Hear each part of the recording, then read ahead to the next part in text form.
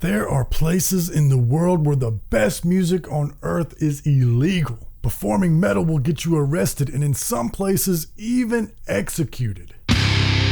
Welcome metalheads, I'm the host of Heavy Metal Philosophy and writer for Metal Digest, Jon Barbas. There will not be a riff of the week at the end of this week's episode like normal because I'll have a special conclusion to this week's story, but let's get into episode 186. Where I'm from, metal has always been contentious, but I've never had to worry about my freedom or my life. On this episode, I'm going to talk about 5 countries where metal is illegal.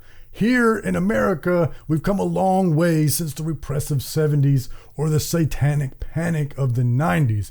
But in other parts of the world, metalheads wish that they had the sort of problems that we do. When they talk about metal being underground, they don't mean it's not popular. They literally have to hide their love for metal and enjoy it underground.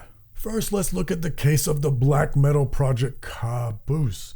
Atash, the man behind the project, fled his homeland, his country, Iran, when he was 16 years old, just so that he could enjoy heavy metal. He fled to Norway, which seems like the right place, right?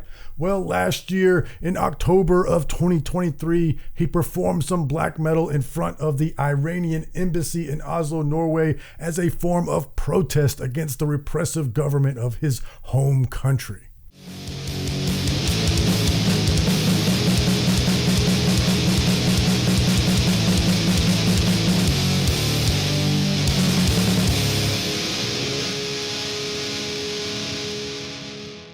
My man didn't even put on corpse paint.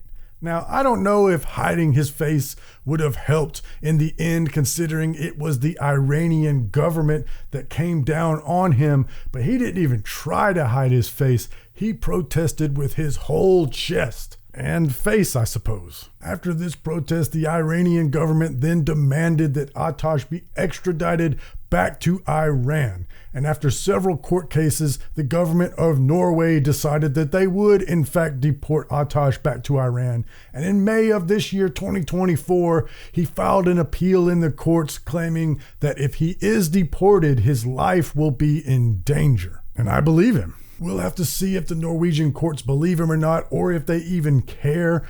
I don't know the political ramifications of them refusing this deportation. I don't know the political intricacies, but for Atash's sake, I certainly hope he wins this appeal. I'll have a quick update to Atash's story at the end of this episode, but first let's talk about some more bands and countries. At this point, you might be thinking, well, of course, a blasphemous black metal band who are engaged in overt agitation directly in front of the Iranian embassy. Well, of course, they're going to get in trouble. They, effed around and found out. But it's not so simple. Consider the case of the band Confess. They're a groove/thrash metal band.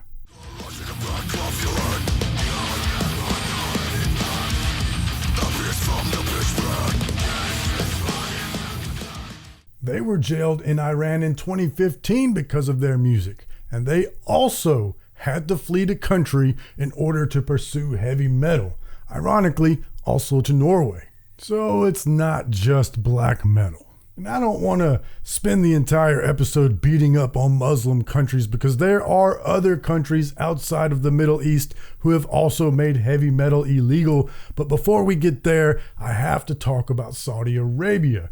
Recently, the band Creative Waste was the first heavy metal band to play in public in Saudi Arabia since 2009. What happened in 2009, you might ask? Well, those performers were arrested for the rowdiness that took place, and I don't know what the standard is for rowdiness in Saudi Arabia, but after that, the rock and metal scene went deep underground for the next decade.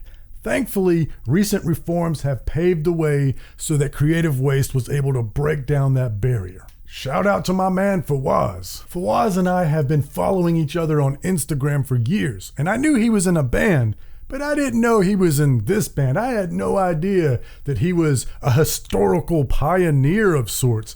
When I started researching for this episode and I saw the members of Creative Waste, I did the Leonardo DiCaprio pointing meme. Hey, that's Fawaz. It seems the Saudi government is trying to revitalize their entertainment industry. I already knew about the sports washing that was going on because I'm a big MMA fan. Again, shout out to Fawaz, striking coach if you're in the area. But I didn't know that they were also making inroads in music and other forms of entertainment. So for the sake of those artists there, I really hope this trend continues. But please, y'all, be careful about anything that could be perceived as criticizing the government or blasphemy. Because even with the reforms, a blasphemous black metal band in Saudi Arabia like Al-Namrood still have to hide their true identities. They must remain completely anonymous and underground. So be careful. And y'all know I love metal, and I know y'all love metal, but they must really love metal. I'm going to be honest with y'all. If my country gets turned into a Christian theocracy, I wouldn't have the courage to do what these bands have done. I would shut down this podcast without hesitation in order to protect my family from persecution. I would hide my metal collection in the vents of my house like Captain Beatty in the movie adaptation of Fahrenheit 451. For those unfamiliar, the recent Fahrenheit 451 movie is an adaptation of the famous Ray Bradbury book, and Captain Beatty is played by Michael Shannon, who hides poetry in the vents of his house. And in this movie, versus the book, instead of TV that's sedating the masses like in the book, it's the internet. However, what's still the same is Michael Shannon and Michael B. Jordan's characters are firemen that burn books. My name is Master Trooper Montag of the Cleveland Fire Department, and I'm here to talk to all the true natives of this proud nation. There are those that work against everything that we stand for. They spread false truths and fake history to try and make us unhappy. Do not fall for their lies. If you see something, say something. But getting back on topic, before we move on to other non-Islamic theocracies, we have to also mention that Lamb of God and Carcass were both banned from Malaysia. And we've shouted out on this show many times the band Tabahai from Pakistan fighting the good fight.